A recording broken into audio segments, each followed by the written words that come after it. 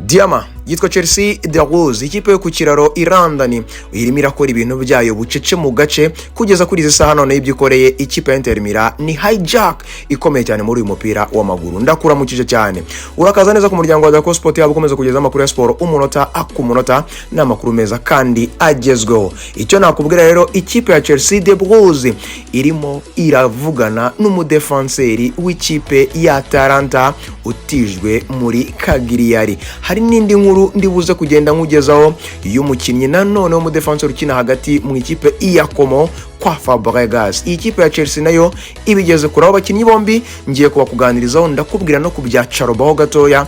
Turaza kuva aho ngaho tunyarukira kubo bita Neymar Junior Santos uri buze kuba yagarutse. Carlo Ancelotti amagambo yatangaje kandi akomeye. Ibi byose hamwe n'ibindi ndagusaba ko nubikunda ukore subscribe kuri uyu muryango wa Dako Sport Hub. Ikindi kandi duhe igitekerezo cyo cyubona twakongeramo sharinga, likinga kugira ngo tujye tugenda dukomeza tubana umunsi ku munsi. Mu ikipe ya Chelsea rero harimo inkuru ikomeye byatari, ni inkuru y'umudefenseri ni nyuma yuko batakaje Makukurera mwibanga rikomeye kandi nabwo kubera ko ni deal yabaye mu gihe gito gishoboka, kubera ko byaje bitunguranye mu muryango w'ikipe ya Chelsea. Murabizi ko Kukurera yarebeye mu ikipe ya Espagne, n'abo muri Espagne ntibabimenye, ndetse n'abandi bantu bo muri Chelsea bose bagiye batandukanye ntibigeze babimenye kuko na Barca James bagiye babivugaho, ariko uwo bitama Kukurera n'ubundi byarangiye agiye mu ikipe ya Real de Madrid. Kugeza kuri izi saha rero hari deal yari imaze iminsi, ikipe ya Inter Milan iri kwirukanka ku mugabo bita Marco Palestra. Uyu ni umudefenseri ufite imyaka 21 kubera ko yavutse mu kwezi kwa gatatu ku itariki 2025 21 arayujuje. N'umutaliyani ukomeye cyane, 1.86 ashobora gukina right back, right wing back na left wing back. Izo ni ahantu hose ama position ashobora kugenda ateraho kandi cyane.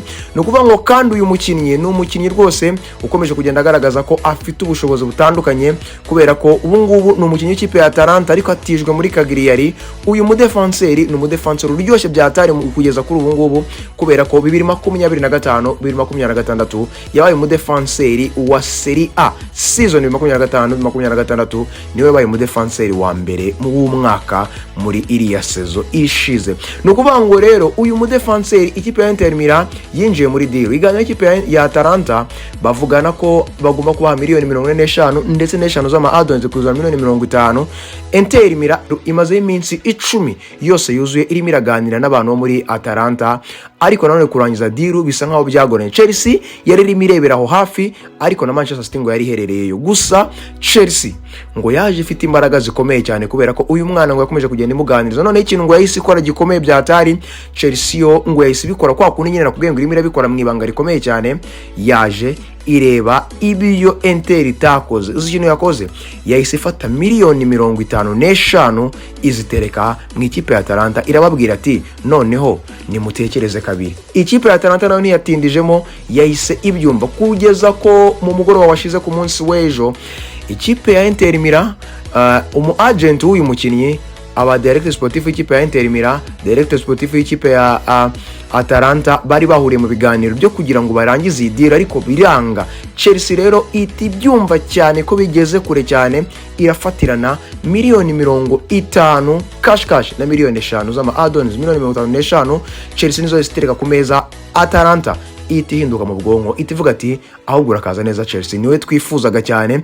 Uyu mukinnyi rero ngo niwe ufite urufunguzo kugeza kuri izi saha. Uyu mukinnyi ngo hari byari yamaze kwemerera ikipe ya Inter Milan ko yayinjiramo, ariko nanone kubera ko hari icyahindutse hasigaye icyo bita green light kugira ngo uyu mukinnyi yemerere ikipe ya Chelsea, kubera ko Atalanta n'ikipe ya Chelsea bamaze kumvikana kuri byose, ibishoboka byose byamaze kuba birangira. Hasigaye umukinnyi kwemera ati my green light nanjye nemere ikipe ya Chelsea kuba nayijoininga mu masaha make ari buze kuza. Uwo mukinnyi bita Marco Palestra, ni ukuvuga ngo uraza kumubona mu muryango w'ikipe ya Chelsea, umudefenseri ushobora guca kuri right back, right wing back, left wing back muri defense kuri iyi kipe ya Atalanta.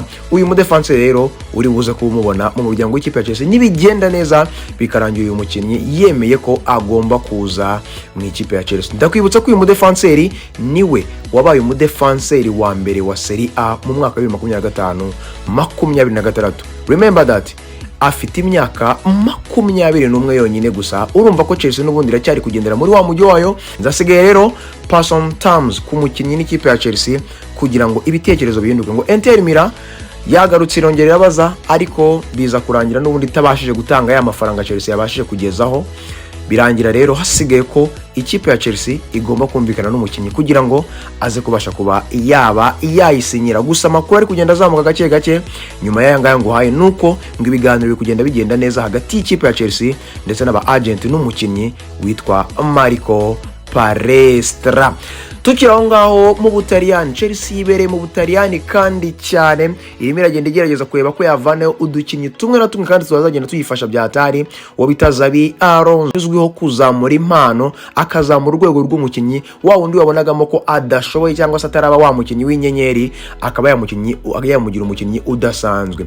Yongeye kandi yerekeza mu ikipe ya Como ireba mu defenseur w'imyaka 21 ukina defense centrale. Ni nyuma y'uko uyu mudefenseur nawe akomeje kugaragaza ko ari impano itangaje cyane. Uyu mudefenseur ni umudefenseur w'ikipe ya Como, ariko yaguzwe na Como avuye mu muryango w'ikipe ya Real Madrid. Real Madrid ishyiramo release clause ivuga ngo nimumugurisha tuzafataho 50% bijyanye n'igiciro bazaba babahaye. Ni ukuvuga ngo uyu mudefenseur w'imyaka 21 bamwita Jacob Lemon, ni umudefenseur w'umunya Espagne wavukiye i Madrid, yaciye no mu academy ka Madrid, yakinye muri Madrid C, Madrid B. Real niyo ndi kuvuga, utaza kugira ngo ni yindi aca no muri Real nkuru, ariko ntiyabashije kugira imikino myinshi akina kubera ko yakinyemo imikino igera kuri 3 gusa kandi nabwo asimbura cyane. Ni ukuvuga ngo uyu mukinnyi rero, uyu mukinnyi w'umunya Espagne, uyu mukinnyi Chelsea ikomeje kugenda nayo ibazo uko byagenda. Gusa hari ikirimo kiravuga mu ikipe ya Como nanone aho ngaho, nuko barimo baravuga bati twari twabajije ko bita Trevoh Chalobah. Ikipe ya Como yari yinjiye mu muryango w'ikipe ya Chelsea ibaza kuri Chalobah, ariko ibaza ibijyanye n'ibyo agomba gutangwaho, isanga uyu mukinnyi bita Trevoh Chalobah arahenze bya hatari. No kuvuga ngo rero uyu mukinnyi bita Jacob Lemon, no kuvuga ngo n'umukinnyi Chelsea ikomeje kugenda ikubitaho radari yayo nanone cyane, kandi iri kwitegura nayo kuba yarekura ubusabe kugira ngo ibashe kwinjiza mu defenseur centrale w'imyaka 21 wavutse mu kwezi kwa mbere ku itariki 6 witwa Jacob Lemon mu muryango w'ikipe ya Chelsea. Chelsea rero ibereho mu Butaliyani ngo ibigeze kure cyane mu muryango w'ikipe ya Como, ngo barimo barifuza kuba baganira n'ikipe ya Chelsea nanone kugira ngo bareke uyu mu defenseur baba bamuyigurisha, ariko nanone biribuza kuba bisaba ko Chelsea igenda neza. Ariko nanone ibintu bya Chelsea nakomeje kubwira ko irimo irabikora bucece mu gace. Muribuka makukurera ukuntu yagurishijwe, muri ukuntu yagiye, ni nako rero zino deal n'ubundi irimo iragenda iguramo abakinnyi, irimo irabigenda kugira ngo ubone amakuru yo muri Chelsea birimo biragenda bigorana. Xabi Alonso yabigize ubwiru cyane ku buryo uri kujya kumva mu masaha 28 ngo umukinnyi wasinye mu ikipe ya Chelsea cyangwa se arasohotse mu ikipe ya Chelsea bitunguranye. Ni nayo mpamvu rero nkubwira ngo yaba Marco Palestra ndetse no Jacob Lemon ni kwiteguraho gatoya, kuko mu minsi 2 mu minsi 3 ushobora kumva hari igihindutse mu muryango w'ikipe ya Chelsea. Gusa gahunda yo muri Chelsea yo no gusinyisha abakinnyi bakiri batoya bafite akazoza kejo hazaza. Abo ni abakinnyi babiri ikipe ya Chelsea rero ikomeje kugenda yibandaho cyane, ariko tukiraho ngaho mu ikipe ya Como kuri uyu wa kane ngo ibiganiro bibuze kuba bikorwa hagati yayo n'ikipe ya Real Madrid ku mukinnyi bita Nico Paz. Real Madrid iri kwifuza ko yazana Nico Paz igakora ya buybacking back clause, kwa kundi ugarura umukinnyi ikamugarura, bagakora amasezerano mashyashya bakayavugurura, bakongera bakamugurisha mu ikipe ya Como, none akongera akajya gukina mu ikipe ya Como. Ariko bavuga bati twamugaruye twamuhaye amasezerano none arambye rutayo yari afite, kubera ko ngubu Real Madrid yemerewe kumugarura 2026 muri uyu mwaka ndetse buri mwaka utaha, ahandi hose birenze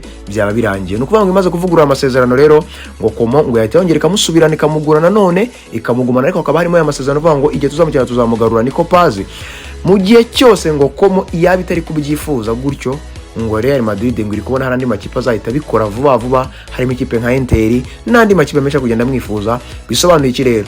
Nico Paz kuwa kane haraza kuba inama igomba gusobanura niki kijya mbere, niki kigiye gukurikiraho kuri Nico Paz, Real Madrid na Como, cyangwa se Como nibinaniza cyangwa bikayigora ikahita ireka za Inter Milan zikahita zinjira muri iyi idira. Ayo ni amakuru yose rero nagomba kugenda nkugezaho, ariko nanone ngiye gusoza nkubwira ku mugabo bita Neymar Junior Santos. Uyu mugabo Neymar Junior Santos ni umugabo ukomeje kugenda agaruka mu binyamakuru kubera ko noneho byamaze kuba bigaragara ko ubu ngubu deja yamaze kuba agaruka mu kiwanja, yakoze imyitozo neza. Umugabo bita Carlo Ancelotti yamaze kuba atangaza ko ngo Neymar Junior Santos ngo ameze neza byatari, ngo yiteguye kuba kino umukino n'ikipe ya Scotland, umukino wa gatatu mu matsinda, ngo kandi uyu mukino ngo ameze neza cyane. Kuri uyu mukino ngo azaba ari fresh byatari, ngo ari feelinga good, ngo kandi ngo anejejwe n'ukuntu ngo attitude afite mu myitozo n'abandi bakinnyi, ngo yanejeje byatari. Neymar Junior Santos rero ngo agiye kuba agenda agaruka. It's time of Neymar Junior Santos. Ni umunsi cyangwa se nibihe byiza byo kugaruka kwa Neymar Junior Santos. Araza kuba agaruka ku mukino w'ikipe ya Scotland. Sindamenya niba ari buze guhabwa umukino wuzuye cyangwa niba ari buze kuba akina iminota mikeya aje asimbuye. Gusa Neymar Junior Santos ugomba kumenya nuko yamaze kuba agaruka mu ikipe y'igihugu ya Brazil inkuru cyangwa se RSLK. Uyu mukinnyi ndakwibutsa ko kugeza kuri izi saha niwe all time top scorer wa Brazil nk'ikipe y'igihugu ya RSLK. Ese unejejwe no kugaruka kwa Neymar Junior Santos mu ikipe ya Brazil cyangwa uri kubona n'ubundi nta kintu azoza kongera mu muryango w'ikipe y'igihugu ya Brazil? Rero aya makuru nifuza kuba nayakugeza muri kino gitondo, ariko nanone ndagushimira cyane ukomeje kubana natwe kuburebye kino kiganiro ukagera ku munota wa nyuma. Kandi ikindi ndagusaba gukora subscribe niba ukunze ibyo dukoze, gusharinga, kurayikinga, kuduha igitekerezo cy'ikibona twakongeramo. Imana ikomeze kubana nawe. Ndakwibutsa ko uyu nguyu ni Dako n'umuhondo mwigi merekere muri bombe Diama. My football is always my life. Dako unarogo. Imana ikomeze kubana nawe. Ciao ciao, bye bye, hasta la vista.